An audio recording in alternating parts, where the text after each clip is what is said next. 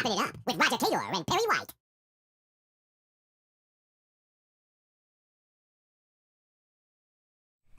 Happy New Year to everybody. We are back. I hope you guys had one hell of a holiday, and now it's 2024. We haven't seen you guys since 2023. I am Perry White. He is the man, the myth, the legend, Roger Cador, and my guy on the board, of course, is Coach Cador. Call him the neurosurgeon. My man, Garrett Edgerson. Welcome back for another episode of Chopping It Up with Coach Roger Cador and Perry White. Coach, what's going on? Just the rent, my man. Just the rent. A new year. You're looking good. I thank you. I like that. You like that? Just for you, man. Like I said earlier, with maybe the hair next. Just maybe. Just maybe. You never know. You got so much talent. We got to put you in a good position. You're in the neurosurgeon. G just shaking his head. Man, we hope you guys have had a wonderful holiday. It's 2024. Coach, for you, anything that you do when you get ready for a new year that you kind of set goals or plan? What do you do when you get ready for a new year? Man, I don't get involved in that. Okay. I make sure that I do the things that's going to get me to the next day, and hopefully the good Lord let me live it. Amen, brother. I ain't getting involved in that. I heard a guy say something, and I'm not a Louis Farrakhan guy, but I heard he say something the other day, and he said all these people who work all year to put toys under the tree, and they work hard, and they lied to that kid and said, Santa Claus gave you that. And then he said, after it's all over, the lie been told to the kid.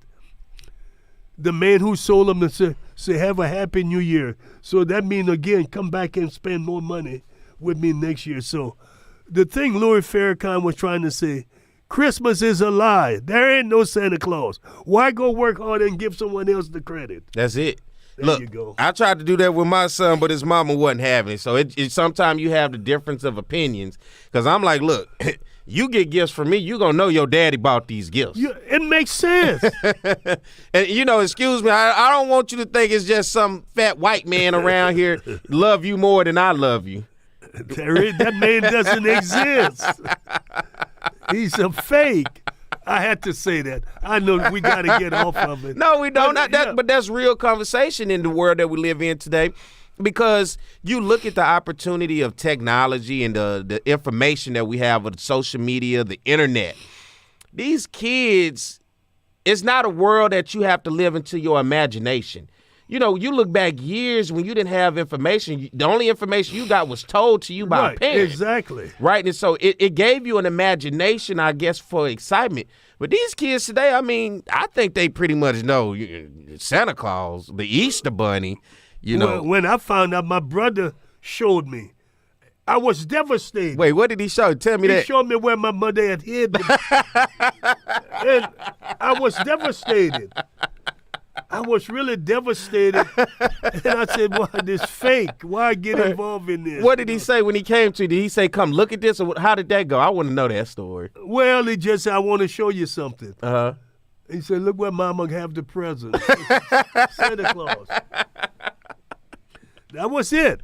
It was all over. Did you ever confront your parents about it? No, I didn't confront them about it. But don't talk to me about no Santa Claus ever again, huh? Never. And my son never had to learn that man didn't exist. Yeah. And I knew he and I used to have talk, and I said, and then used to get cold in December. Mm-hmm. I said, a lot of parents make kids wait until December for Christmas for a bike. Mm-hmm. And they really can't enjoy it because it's cold. Yeah. I said, you want a bike, I'm giving it to you in the summertime where you can enjoy it. And it all made sense to him. It You know does. what I mean? And, so my wife and I, we never got involved in that kind of foolishness. And I don't want to put people down who, with Christmas, it means a lot to them. But don't lie to your kids about it. Don't tell them Santa Claus exists when he doesn't exist. Did you ever do the tooth fairy? No. No tooth fairy? They did it to me, but I didn't do it all this foolishness. Just foolishness, people. This is what and I guess back in the days, people had to they were trying to do things. Yeah, you but needed the kids, the imagination to bring at least some excitement, I guess. But you get older, the world that we live in is so much more different, and it's kind of like how long ago? Because, my son was asking me about the Santa tracker. It's tracking him. Where is Santa in the world? And I'm like, and I always thought, we don't even have a chimney at my house, so how the hell did Santa even get in here? There you go. Yeah. How did he get in here? And I didn't live in we didn't live in the best neighborhood, so I know Santa better not park that sled out there talking about gifts. He come out, the reindeer may not be there. Oh, listen. We got off track a little, but we're going to move on because we know the people out there know better. Yeah. But don't go get yourself in financial difficulty over Christmas. Yeah.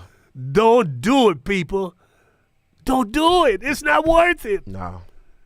And that's my advice to you. Yeah, and I understand because, man, Christmas at the end of the month, then the beginning of the year mean the first of the month. So, for a lot of people, and especially they do a lot of times the last minute shopping. I say, man, when you do the shopping, there ain't no need to wait till December. Go ahead and get stuff throughout the year if you're going to do it. You may not live the way things happen, But, yeah, it's such a financial bonanza for the man who created the Christmas thing and all of that. Black Friday, you ever stood in the line for anything? Nothing. I don't follow none of that stuff. I don't, I worked at Toys R Us one time as an asset protection manager when I first moved to Baton Rouge. Okay. There was a Toys R Us off of Florida and Airline right there at the intersection. And I can remember my first Black Friday.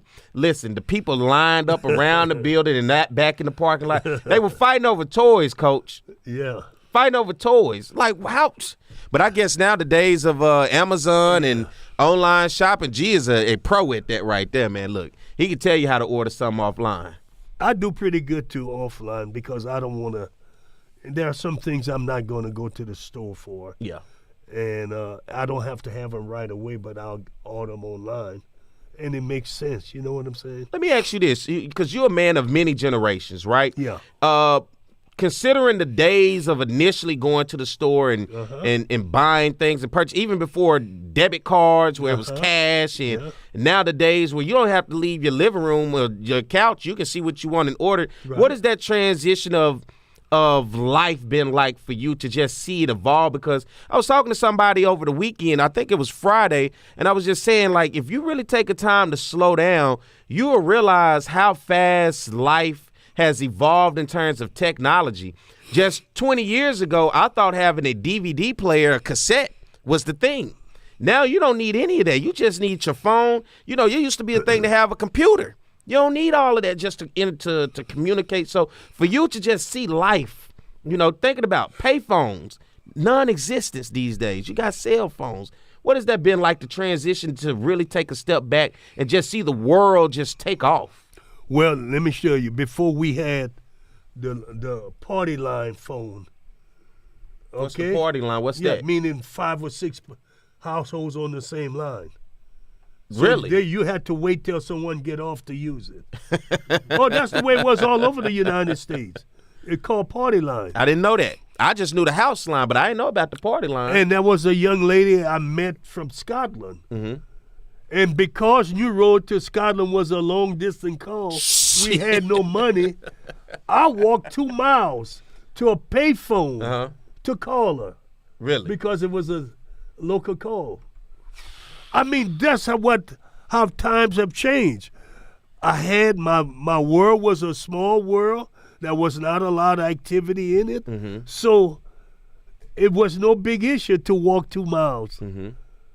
To go make a phone call, Walk 2 miles to make a phone call. And it was a learning experience for me. Mm-hmm. I was talking with a young lady outside of the environment I grew in. So that was the first, because everybody was never going to do that. They were going to. So I did that, and so I learned some things, Mm-hmm. And it opened my mind up, that made me a little more aggressive and a little more aware of some of the things that was taking place, that I could go out there and have an opportunity. It gave me courage. It gave me confidence, rather, to do that. So I benefited from it. And And I wrote letters. I mean, you write letters. I remember the day because when I was coming up in elementary school, we used to do a thing called a pen pal. They will have, a partnership with a school somewhere in the world, and you will write that person, and then in the exchange of writing, you will learn about their culture. They would tell you what their day-to-day interaction at school and the things that they ate and just what life was like on their end, and we would do the same from my end. And that's what it was, sharing information with people through writing. We weren't that far then, but, I was a terrible letter writer, but I tried. Mm-hmm. And again, you learn by trying to do things. You got me? I don't think the average person probably these days, considering, may not even know how to really send mail. Yeah, right. Right. Where do you write to and where your address and putting a stamp? Everybody's nowadays email. Yeah. Oh, no, everything is so different. I mean, today I with Major League Baseball, I have to do a Zoom call. Mm-hmm. I mean, prior to the pandemic, Zoom call was not that big. Mm-hmm. But because the pandemic, COVID-19 hit, Zoom became the way to go. Mm-hmm. You got me? Mm-hmm. So we do this thing with MLB once a week. Every Monday we do a Zoom call. And a lot of information to share with people from all over the country. So the world have really evolved for someone like me compared to UNG. I mean, it has evolved to us. I mean, yeah, it have, but just think about me. Yeah, no doubt. And from where I came, I came from a community, maybe 200 people, no more than that. Mm-hmm. And, I think of something so simple as central heat and air. yeah. I used to have that old gas, not fireplace, the gas heater. You had to go, when you cut it on, you smell the gas, and you light it, whoosh. The kerosene. Whatever it was, I just knew I stood in front of it many cold nights.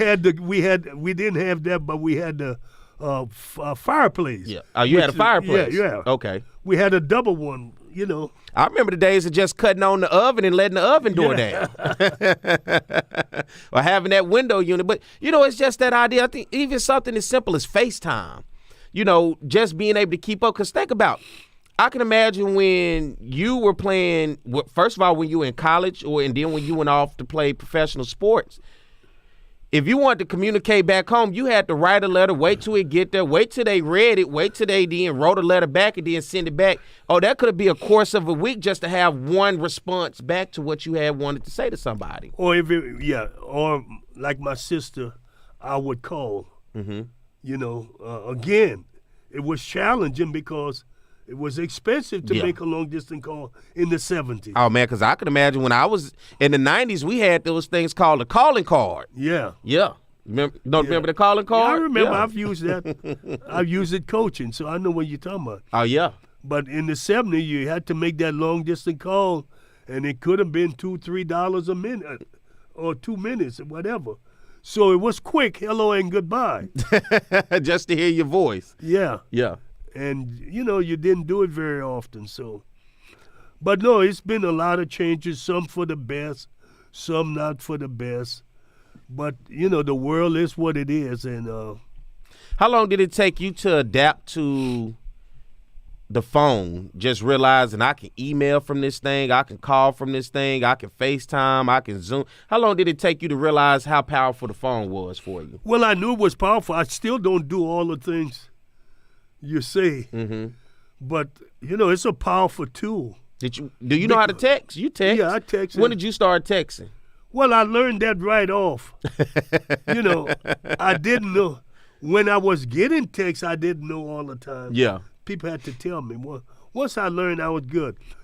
You got to understand, take someone like me who travel. I go out of the country. Mm-hmm. And this phone is a lifeline for me. Yeah. A lifesaver because you can contact me everywhere now. Mm-hmm. I get a plan with AT&T where they charge me $10 a day. I can unlimited amount of call, text, email, whatever, which is a good deal for me. I just don't want to spend 30 days there. That'd be a little You talking about when you're out of the country? You Out had of to the do- country, Yeah. I get a plane that lets me do for $10 a day. Shoot, I remember the days of just having a cell phone, man, and I had to get I didn't have the anytime minutes until after 9 o'clock. Right. And you only exactly. had like 400 texts in a day, and you unlimited text and call after 9. Anything before that, man, it was like what you said real quick. Hey, man, you had to call me after 9 when my minutes is Yeah. I only got so many texts, and I can remember the payphone being dropped off, and my mom said, "You call me when you're ready." So, we at the movies, bowling alley, wherever we was at, you call and say, "Hey, we ready." She said, "Well, you better have your butt where you say you're going to be, because if you're not there, I'm driving off." That's pretty good. I like that. I like that. Hey, before I went, when the last thing I did with my phone, you could save minutes from month to month. Really? Yeah. I had over 30,000 minutes because I had saved them. And the AT&T which was not AT&T then, they bought them. AT&T bought the people I was with. And they said, "This is amazing." So they said, "We'll give you, for you to give them up, we'll give you a deal." They worked out some kind of deal for me, a really good plane. And I think I got 3 phones on that plane, or 4. So that's how I did it. But I had so many because I was able to save. And I mean, let's just look at technology. Look what we're doing right now. This was almost, about 10, 15 years ago, was impossible to do without having to be in a Studio. some big time studio with all of that production and man. Look, G get over here on this thing, and look, he can make it work. What you call him? What you call G? He the what? A neurologist. I mean, it's surgical what he can do with that. Oh no, it's surgery. Yeah. I mean, not everybody can do what he could do with this one. Yeah. That's why we have to have him. All right. Neurosurgeon. That's it. He's a neurosurgeon. That's it. G back over there. Hey, listen, what he can do with technology, it blows my mind sometimes. And he's telling you take a break. That's what we're going to do. Let's take one, and we'll be right back. More of Chopping It Up with Coach Roger Cador and Perry White. Some Baton Rouge business travelers travel out of Baton Rouge. Some don't. The ones that do know BTR is all about being closer, more convenient, with non-stops and short hops to anywhere their business takes them. They also know not flying BTR means more traffic, longer lines, and wasted time. So if it's about going from driveway to runway with a lot less highway, isn't it about time you flew BTR? Baton Rouge Metro Airport. It's about time. Smart Baton Rouge business travelers travel out of Baton Rouge because BTR is so close and convenient, they're always one step ahead, rather than dead on their feet. So, isn't it about time you flew BTR? Baton Rouge Metro Airport. Getting a letter from the IRS that you owe back taxes can be scary, but it doesn't have to be.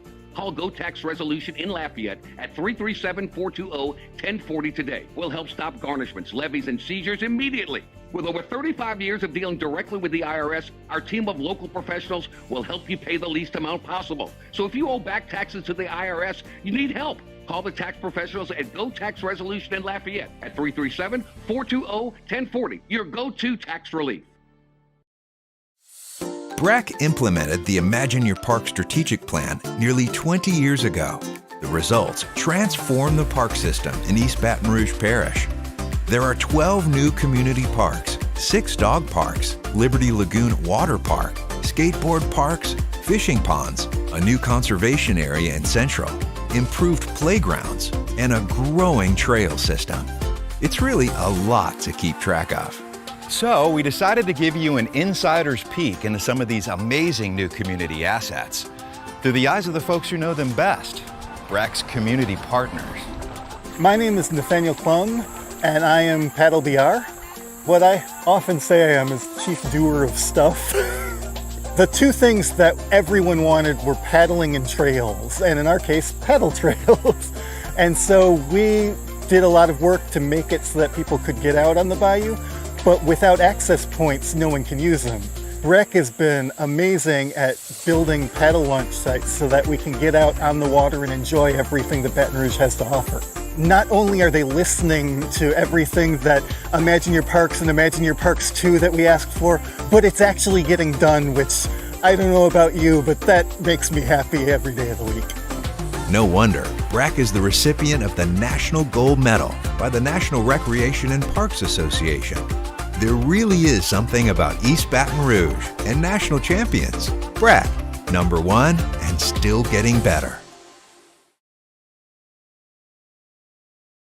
Hey, Coach Roger Cador here. There's something about teamwork that brings the best out in any business. When I need a tow, I call Roadrunner Towing. Roadrunner's 4 generations strong and homegrown right here in Baton Rouge. Thanks, Coach. There's no job too large or too small. Call Roadrunner for quick, reliable, exceptional service. We don't want an arm and a leg. We just want your toes.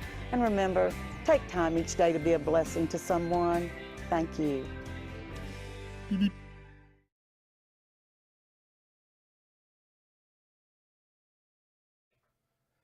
With over 60 years of combined experience, Kathy Sherburne and Anna Barnett bring a wealth of knowledge and excitement to the framing industry. Keeping strong to the Louisiana culture, Acadian Frame and Art has numerous local artists and sports team memorabilia for their customers to choose from. Whether you're creating a gallery-like setting in your office or simply looking for some fun art for your kids' playroom, Acadian Frame and Art is your one-stop picture framing spot. Call 225-927-6129 or go to www.acadianframe.com.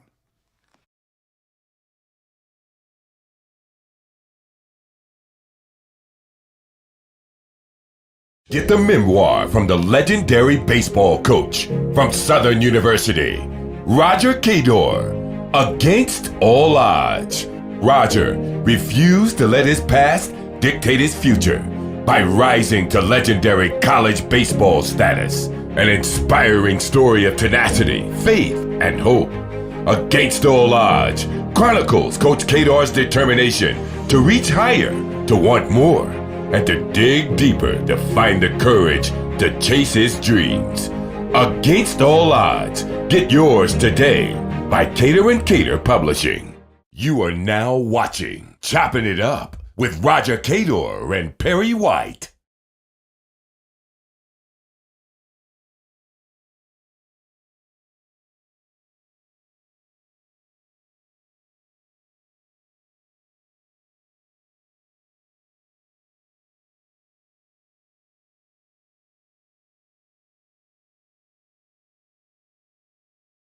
All right, we're back. More of Chopping It Up with Coach Roger Cador and Perry White. Man, we was having some conversations while the commercial break going on. The Cat Williams and I forgot his name. Shannon Sharp. There it is. It just on me. We're just talking about a Club Shay Shay.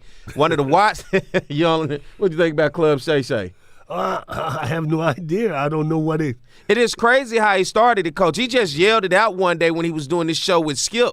And he was like, yeah, come on down to Club Shay Shay. And he had his bottle, was it some Hennessy? And he had his Black and Mild. He said, man, it's all good when you come over here and talk to me. He turned that one little skit on the show and actually turned it into something, man. And now it's his podcast. That's great.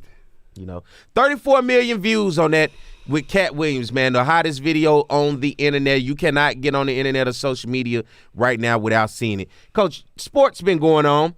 Did you get a chance to watch any of the bowl games? And we talking about the national championship tonight as well? I did watch some of the games. I didn't watch all of the games because I try to do a few things, watch something. I want to be informed. I want to be well-rounded, informed. So I'm surfing to find out other things that could be happening. You got me?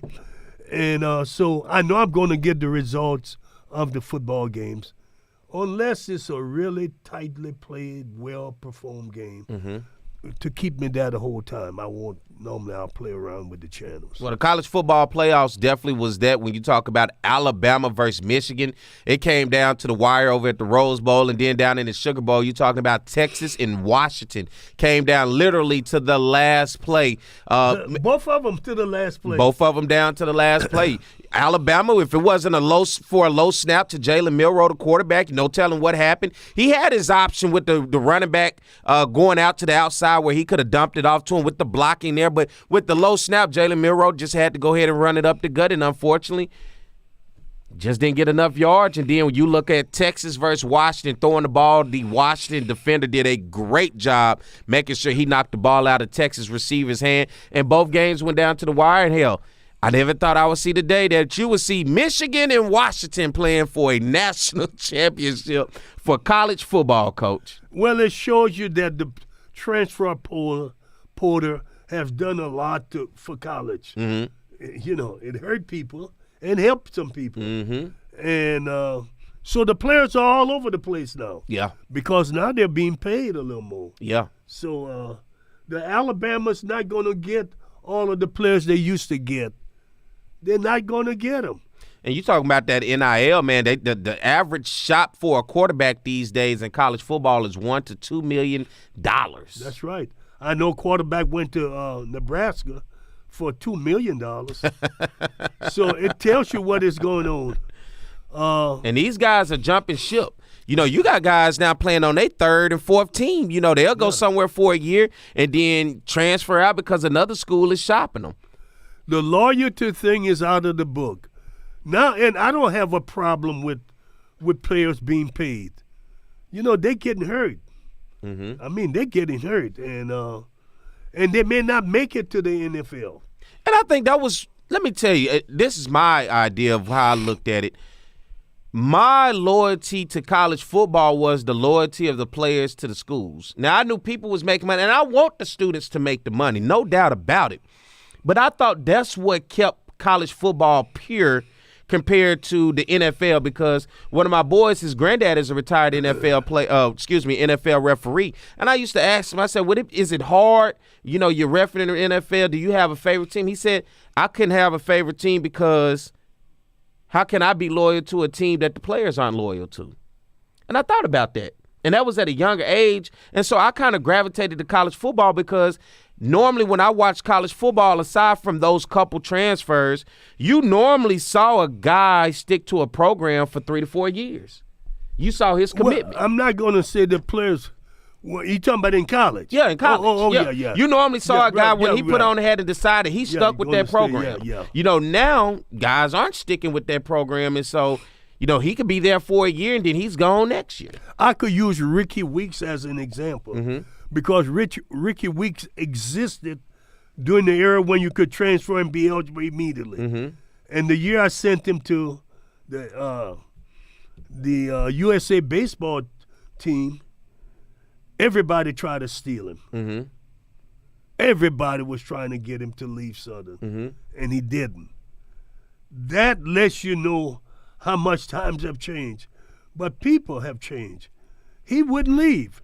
He wouldn't take all of the glory, the things that were glittering, over us. He had developed friendship with the team. He had really good teammates. And we were a good program. He knew that we were going to be successful. And little did he know by staying, he'd get to win the Golden Spikes Award. See, that's why people, they jump ship so quick before they realize, before you lay your foundation. You got me? So, but things are different. Times are different. Money is involved now. I was about to say, do you think if you go back and if we live in the age of today, the money that's thrown that he made leave Southern at that point? He should have. I would have told him leave. I would have now. I would have told him you got to take the money. Yeah, go get the money, yeah. You know, his mother was not well, single parent. Yeah, I would say take the money. I mean, it would have been the right thing for me. I always have done the right thing by my players. And that's why I feel so good after retiring from this profession, that I did the right thing. You know, I had an opportunity. I had talked to Coach Crenshaw, Chris Crenshaw, who's currently the head coach at Southern University, the baseball coach. And he was talking about, he was in Dallas at a clinic. And, you know, I had a conversation because I said, you know, outside of HBCUs, there really aren't any African-American or black coaches in college baseball, aside from Kerrick Jackson at University of Missouri. There's 3, I think. 2 for sure, but maybe 3. Outside of HBCUs and all of college baseball. And, you know, that's what I was asking. I said, you know, Coach Roger Cador and I have this conversation about, you know, the quality pool of African-American talent in the country has since dwindled because black children aren't gravitating to baseball. And if they are playing baseball, which you'll see typically, predominantly black high schools have baseball teams. But if you go watch their baseball teams, you will definitely see that the fundamentals are not there. And start to go look at the games that they play and look at the scores when they start to play teams that are fundamentally sound in baseball. It is bad. And I did not really – I kind of like got away from that because I was thinking more league ball, rec ball, park ball, outside of that. But if you start to pay attention to predominantly black high schools, which there are a lot around the country, and look into their baseball programs and start to look at the schedules and look at the records and then look at the scores, you will see a night and day difference compared when they play each other compared to when they actually play the teams. And I was asked, I said, for you now as a college coach, as you go out there and recruit, what is that like? He said, man, the hard thing is typically when you're going to look at the player of quality, you actually pretty much watching a predominantly white team with only 2 or 3 black guys on the team. And out of those 2 or 3 black guys, there may actually be one that actually is of quality that can play Division I baseball, and that is tough. And I just look around like, man, we have really fallen from that ability to be able to conquer all of these sports in which all the people we've had on here who are professional baseball players, even including yourself, came from an era where when you looked at the sport, you saw people like us, and now you don't quite see that. Well, it's you got to understand what has happened. When integration took place back in the 70s, 1970, that was the demise of black baseball. I mean, that's the one sport that went away. It was a sport that we dominated.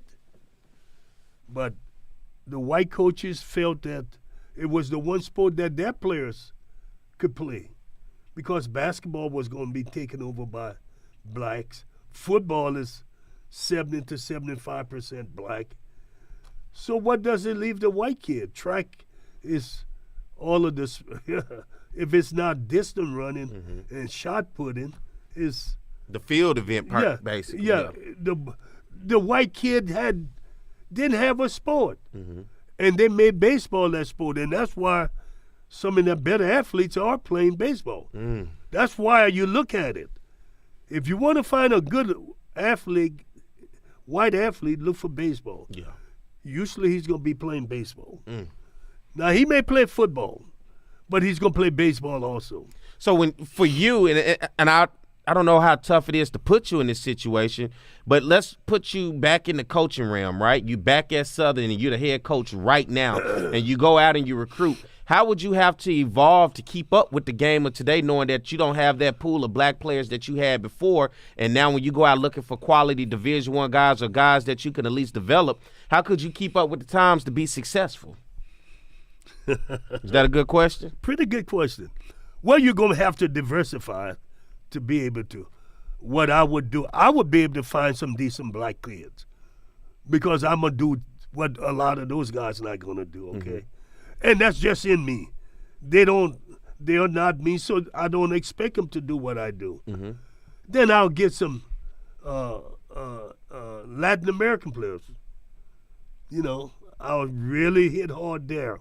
And then I'll find the 3rd grade white kid who is good enough but can't play at those other schools, but could play for me.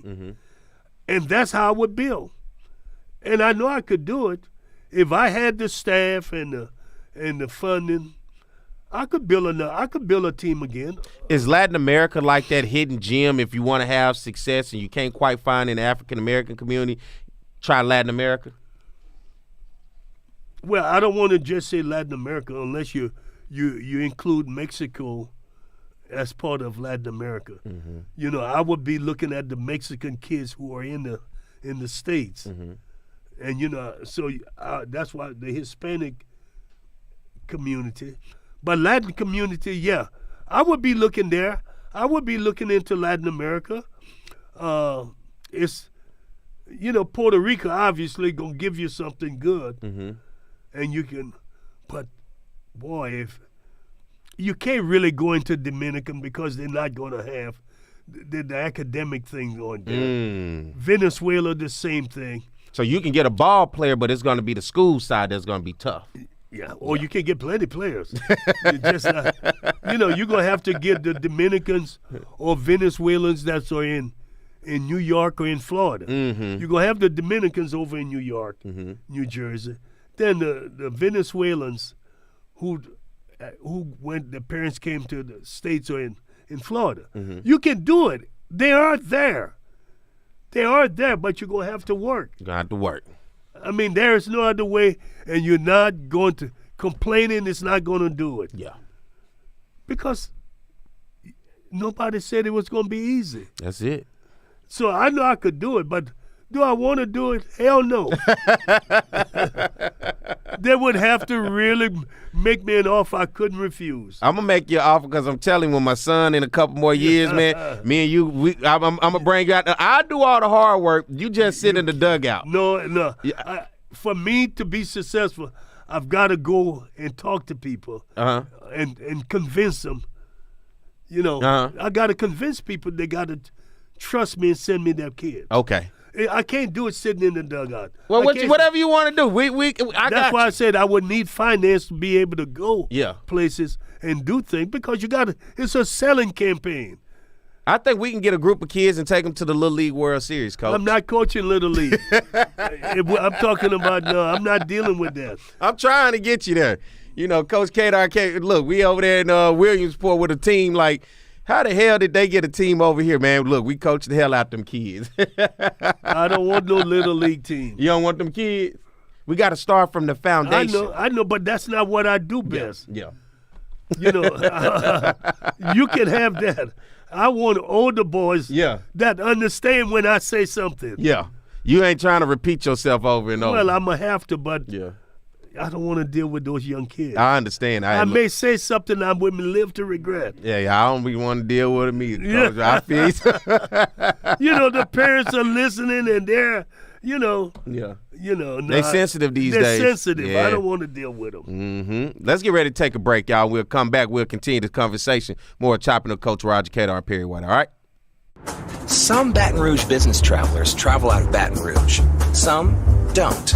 The ones that do know BTR is all about being closer, more convenient, with non-stops and short hops to anywhere their business takes them. They also know not flying BTR means more traffic, longer lines, and wasted time. So if it's about going from driveway to runway with a lot less highway, isn't it about time you flew BTR? Baton Rouge Metro Airport. It's about time. Smart Baton Rouge business travelers travel out of Baton Rouge because BTR is so close and convenient, they're always one step ahead, rather than dead on their feet. So, isn't it about time you flew BTR? Baton Rouge Metro Airport. Getting a letter from the IRS that you owe back taxes can be scary, but it doesn't have to be. Call Go Tax Resolution in Lafayette at 337-420-1040 today. We'll help stop garnishments, levies, and seizures immediately. With over 35 years of dealing directly with the IRS, our team of local professionals will help you pay the least amount possible. So if you owe back taxes to the IRS, you need help.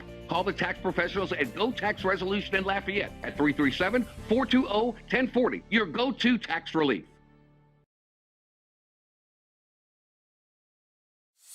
BRAC implemented the Imagine Your Park strategic plan nearly 20 years ago.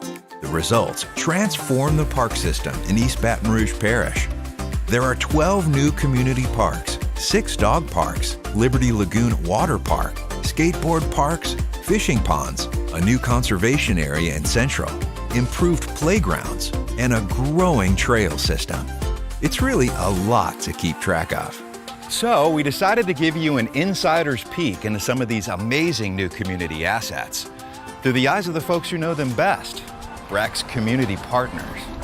My name is Nathaniel Klum, and I am Paddle BR. What I often say I am is chief doer of stuff. The two things that everyone wanted were paddling and trails, and in our case, paddle trails. And so we did a lot of work to make it so that people could get out on the bayou, but without access points, no one can use them. BRAC has been amazing at building paddle launch sites so that we can get out on the water and enjoy everything that Baton Rouge has to offer. Not only are they listening to everything that Imagine Your Parks and Imagine Your Parks 2 that we asked for, but it's actually getting done. I don't know about you, but that makes me happy every day of the week. No wonder BRAC is the recipient of the National Gold Medal by the National Recreation and Parks Association. There really is something about East Baton Rouge and national champions. BRAC, #1 and still getting better. Hey, Coach Roger Cador here. There's something about teamwork that brings the best out in any business. When I need a tow, I call Roadrunner Towing. Roadrunner's 4 generations strong and homegrown right here in Baton Rouge. Thanks, Coach. There's no job too large or too small. Call Roadrunner for quick, reliable, exceptional service. We don't want an arm and a leg. We just want your toes. And remember, take time each day to be a blessing to someone. Thank you.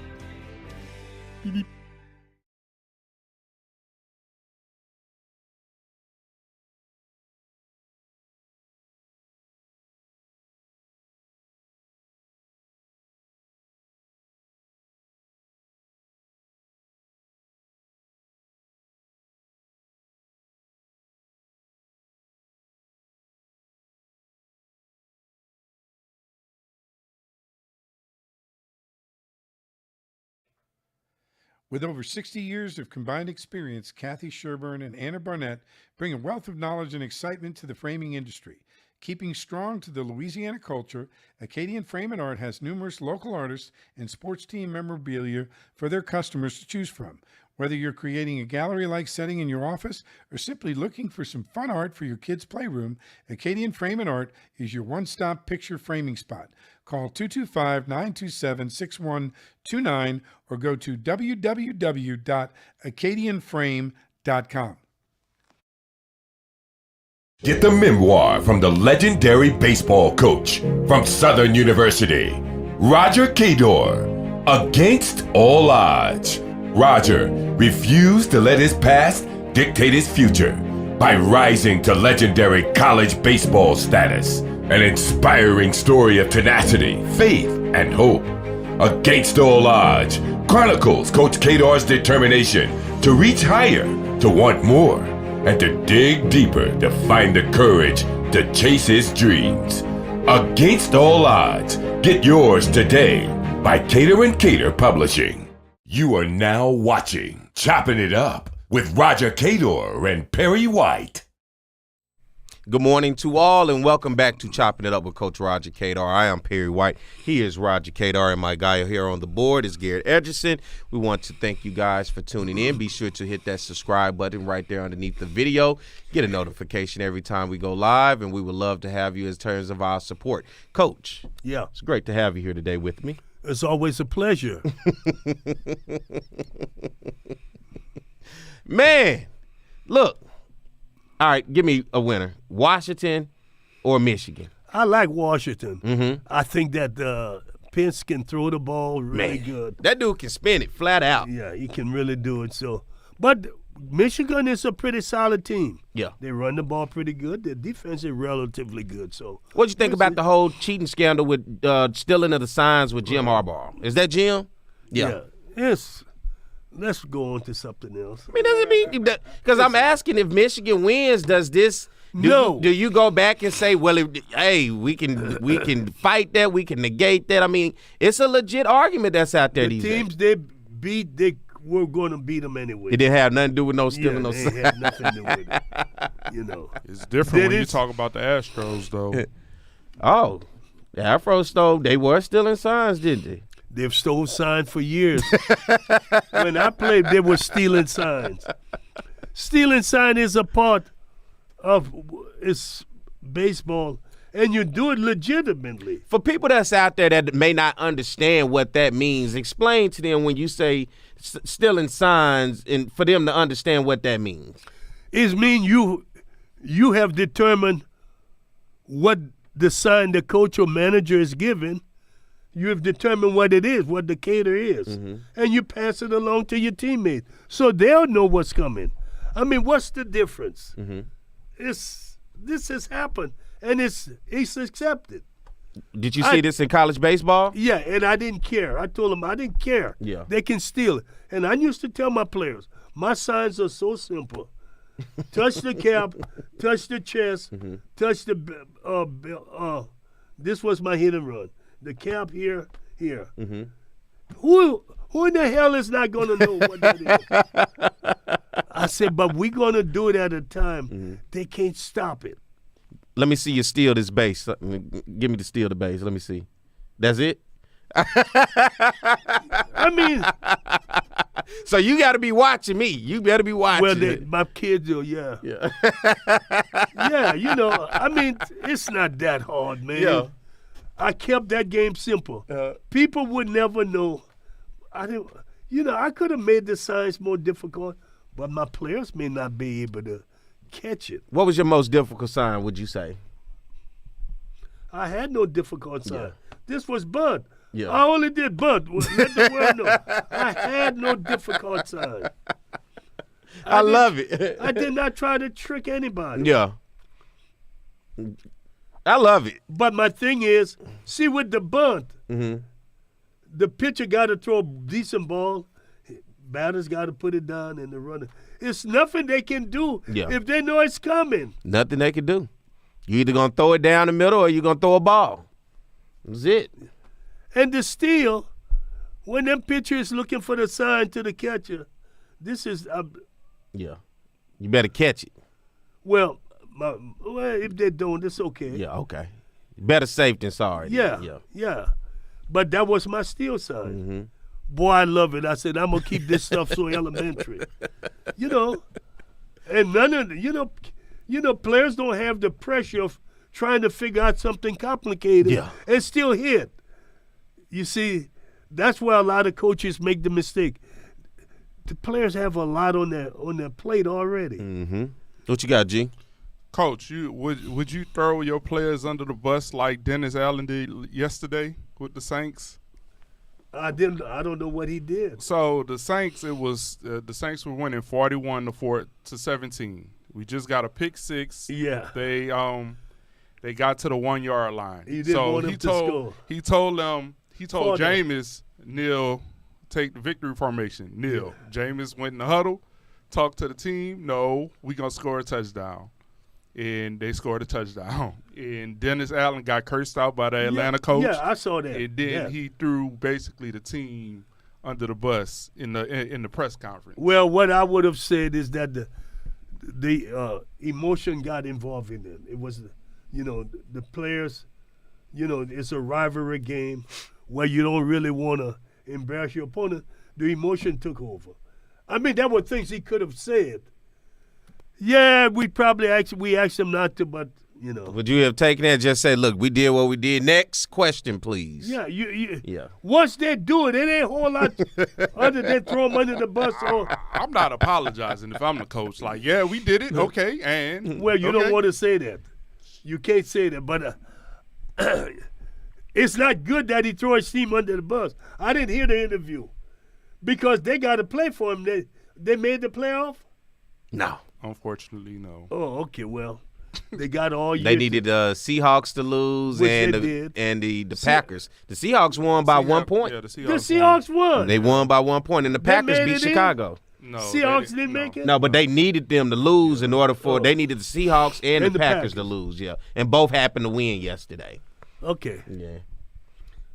What was the score between Miami and Buffalo? Miami lost by a touchdown. The Bills won the East. Yeah, I missed that. I was asleep by then. It was a good game. I figured it would be, You ever whooped the team bad enough to where when you went out, the coach was kind of just like, move, I don't really want to talk to you, don't shake my hand. You ever just put it on the team like that? And the coach took it personal? I wanted to whip one that bad, but... All right, tell me about Gremlin, but I mean... Who was the coach at the time? Wilbert Ellis. Oh, you wanted to go ahead and show him who the... Well, what happened? Let me go back. We were playing Gremlin at a high school field, Ruston, and they were up by 9 runs. And the young coach, Ellis, had nothing to do with it. I'm not even going to call the coach's name. He put on a squeeze. He squeezed. Or he infuriated late in the game. And I said nothing. I said no word to the players. I said, man, we just played terrible. We allowed Gremlin to get out and beat us. The next day we came out and put 29 runs on them. Woo! But I said nothing to him. But listen, Calvin Beal was he was like a volunteer assistant. And he was telling the coach Ellis, don't take this ass whipping personal. All the night. All the night the boxer said, don't take it personal. And he kept hollering to the boys, keep it on, boys. And I never said anything. But then I want to go back to where this was in the SWAC tournament, Shreveport. Early, Gremlin had not made the tournament. Arkansas Pine Bluff had made it. But they pulled some stunt and forced Arkansas Pine Bluff to come play us in Jackson, Mississippi, 2 games. And I had Ricky Weeks and them guys. And I told Bennett, the coach was Bennett. You know Coach Bennett. I said, Coach Bennett, I'm sorry about that. I can't ask my players to lose. I said, I cannot ask them to lay down. He said, I understand, Coach. He said, I know we're not good enough to beat you. We're going to play, though. And we got ahead, took him out. We still beat him. The second game, we got ahead, took him out, and we still beat him. I made a promise. I said, I'll get his ass. I'm sorry. No, you can. Let's go. I said, I'll get him for you. And I told the commissioner, James Frank, I'm going to try to score 100 runs on him. Ooh, you took that one personal. I took it personal. Ooh. I said, because, and the commissioner knew he was wrong for allowing this to happen. Yeah. I said, I'm going to try to score 100 on him. He said, Coach, don't do it. I said, you better damn it believe it, I will. I said, I ain't going to call her off. I'm not going to call the dogs off. Swing for the fence. What kind of signals was you giving that day? Well, I didn't give them. Was it middle finger signals? No, I didn't give any. We didn't do it, and I didn't ask the guys to do anything because you got to understand that I understood as a coach. Never cause your players to lose the focus that they need to win the game. That's right. And I wasn't going to get involved and say, let's go 100 runs. Then you lose your focus. They didn't understand what it was going. You just told them to play, but they didn't know the backstory to it. Right. No, they didn't know. Yeah. I never mentioned to them any other thing. I just told them I felt bad for Arkansas Pine Bluff. Yeah. I told the players that because they knew it was wrong too. We had won the conference by 10 games. We were, man, you were way ahead. And they forced the team to come play us. But no, I really, and I learned something from that. I said, you can't use hate and anger to coach. That kind of stuff is not good. It's a bad thing to do. You know what I'm saying? What did Coach Ellis say to you after that game? Oh, we just had the basic conversation. We never said anything bad to each other. Okay, he wasn't upset about that ass whooping? No, because they had beaten us the day before. You talking about when you said you put that 29 on him? Yeah, no, he didn't say nothing. Oh, okay, he just sat there and took that one. He took it. Okay, because we were good. We had 20-some kids who got drafted, played on that team. Oh no, we were really good. Well, he was happy they won the day before. You got me? No, we were really good. Well, that's a story right there for you. Walk down memory lane for Coach Roger Cador. I'm glad you asked that, G. Hey, we got to the end of the show, Coach. It never ends. It continues. Well, we're going to continue again next week. And we thank you guys for tuning in today. Be sure to hit that subscribe button underneath this video. Become a subscriber. Be sure to follow Roger Cador on all his social media sites, including Chopping It Up with Roger Cador on Instagram and follow him on his Facebook channel. We're going to chop some of these segments up, put them on there, and you can follow me at On the Yard Sports, and then you'll be able to get some of those same chopped up parts of the show on there also. So, man, we thank you guys for tuning in. We hope you guys tune in again next week. What you got, Coach? Yeah, we'll be able to put up a phone number next week, where if you want to call in and ask a question, we'll be able to talk a little. Yeah, we'll have the phone number. It'll be pinned right there in the conversation, so the number will be pinned at the top. Call in, talk to Coach Cador, talk to me, talk to G, anybody you want. So we're going to open up that part, start the year off right where you can be able to interact with us and talk to us. So it'll be a call-in show next week, and we'll have that number right there at the top in the chat or the conversation part. So you just stay tuned, and we'll have that on there for you, all right? Coach, you ready to get out of here? Teldrin Lathers? Mm-hmm. Okay. Tell them good morning. Good morning. We hope to have you back next week. We'll be able to talk a little. Yes, sir. All right. Okay. I'm Perry White. He's Roger Cador. I'm my man, Garrett Edgerton. Coach going to get us out of here. See you guys.